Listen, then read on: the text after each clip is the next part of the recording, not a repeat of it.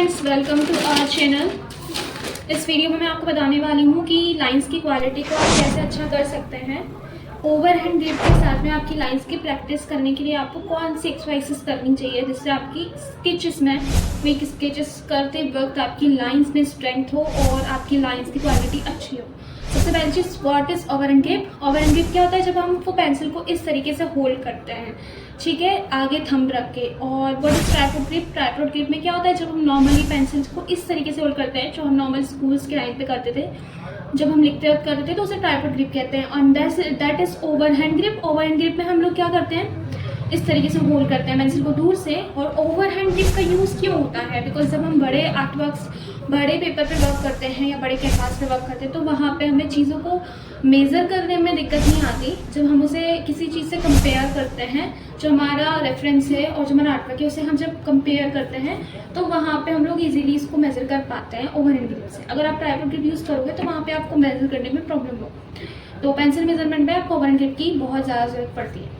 अब बात करते हैं कि ओवर हैंड ग्रिप के साथ में कैसे आप अच्छे से ड्रॉ कर पाओ। तो उसके लिए कुछ एक्सरसाइज होती है जहाँ पे मैं आपको बताऊंगी लाइंस के बारे में। लाइंस की एक्सरसाइजेस के लिए आपको ओवर हैंड ग्रिप का यूज़ करना है, यानी पेंसिल को इस तरीके से लेना है और पेंसिल की क्वालिटी आपको कैसी रखनी है?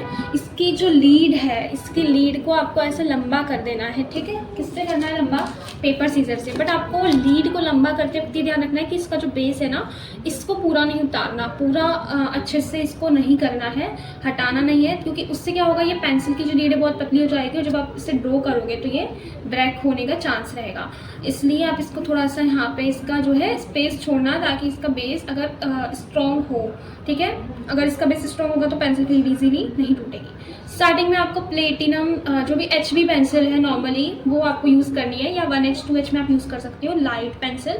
डार्क पेंसिल आपको स्टार्टिंग में नहीं यूज़ करनी, क्योंकि वो डार्क पेंसिल बहुत ज़्यादा सॉफ्ट हो जाती है। सॉफ्ट होने के बाद जैसे आप उसको लीड को लंबा करेंगे तो वो काफ़ी जल्दी टूट जाएगी। तो प्रैक्टिस के वक्त आप प्लेटिनम, अप्सरा की या फिर कोई HB पेंसिल कोई सी भी आप यूज़ करो लाइट वाली, क्योंकि उसकी जो क्वालिटी है यहाँ की वो बहुत अच्छी रहती है लाइट पेंसिल्स की। तो वहाँ पे आप इजीली पेंसिल को लीड को लंबी कर सकते हो। लंबी करने के बाद में आपको इसको रब कर देना है, ठीक है। पेपर उस पर रब कर देना है आपको। रब करने के बाद में ही आपको यूज़ करना है। यूज़ कैसे करना है आपको, अब मैं आपको बताऊंगी।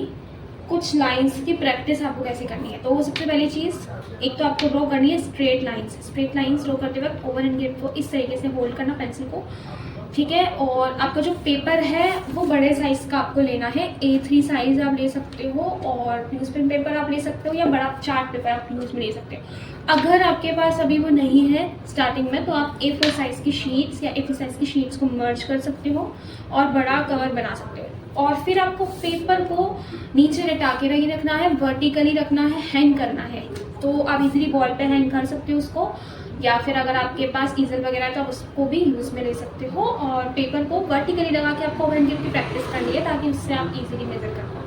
क्योंकि जब आप बड़े पेपर पे वर्क करोगे, बड़ा आर्ट वर्क ड्रॉ करोगे, तो वहाँ पे आपको ओवर हैंड ग्रिप में वर्टिकली ही काम करना पड़ेगा। हॉरिजॉन्टली भी आप रख सकते हो, कर सकते हो, बट मोस्टली टाइम आपको वर्टिकली ही यूज़ करना है, ठीक है। अब हम स्टार्ट करते हैं। हमारी लाइंस की क्वालिटी कैसी होनी चाहिए उसके लिए हम पेपर को इस तरीके से, पेंसिल को, अब यहाँ पे मैं हॉरिजॉन्टली यूज़ कर रही हूँ तो थोड़ा सा मैं इसको आगे से पकड़ रही हूँ, बट आपको नॉर्मली थोड़ा सा डिस्टेंस से पकड़ना होता है पेंसिल को, ठीक है। आपको लाइंस किस टाइप से खींचनी है?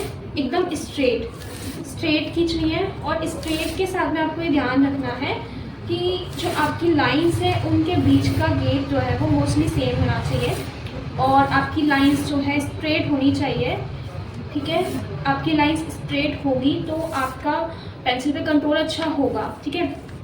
और आपकी जो लाइंस है वो फ्लो में होनी चाहिए, ना कि आपकी लाइंस इस तरीके से आपको करनी है सीधी नहीं, आपको लाइंस फ्लो में खींचनी है। इसलिए हम लोग बड़ा पेपर यूज़ करते हैं, ठीक है। फ्लो में लाइंस खींचोगे तो आपकी स्ट्रेंथ अच्छी होगी, पेंसिल पे कंट्रोल अच्छा आएगा।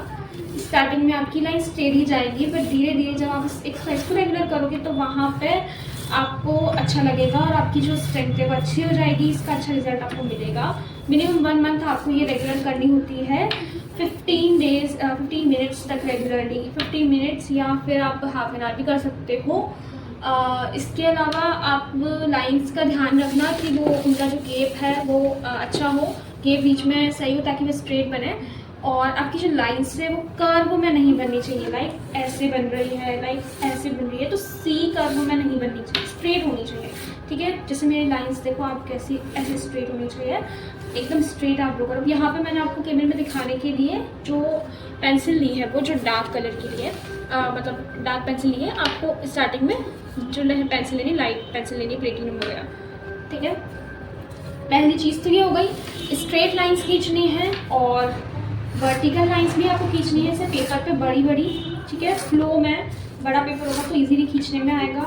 दूसरी चीज़ गेप आपका देखना आपको कि इन दोनों के बीच का गेप मोस्टली टाइम पे सेम हो, इक्वल हो, ठीक है। ये लाइन और लाइन से आप स्टार्टिंग में पतली ही खींचना ज़्यादातर, और इसको बीच में रब करते रहना, ठीक है। बीच में रब करते रहोगे तो पेंसिल की क्वालिटी, जो लीड की क्वालिटी वो अच्छी रहेगी और आपका जो पेंसिल पे कंट्रोल है वो बना रहेगा। स्ट्रेट लाइंस और वर्टिकल लाइंस, और आता है हॉरिजॉन्टल लाइंस, ठीक है। हॉरिजॉन्टल लाइंस में हम लोग को ये स्लैंटिंग लाइंस में हम लोग को ये लाइंस टेढ़ी खींचनी होती है, ठीक है। उसमें भी आपको एकदम फ्लो में ही खींचना है। स्लैंटिंग लाइंस हो गई है, ठीक है।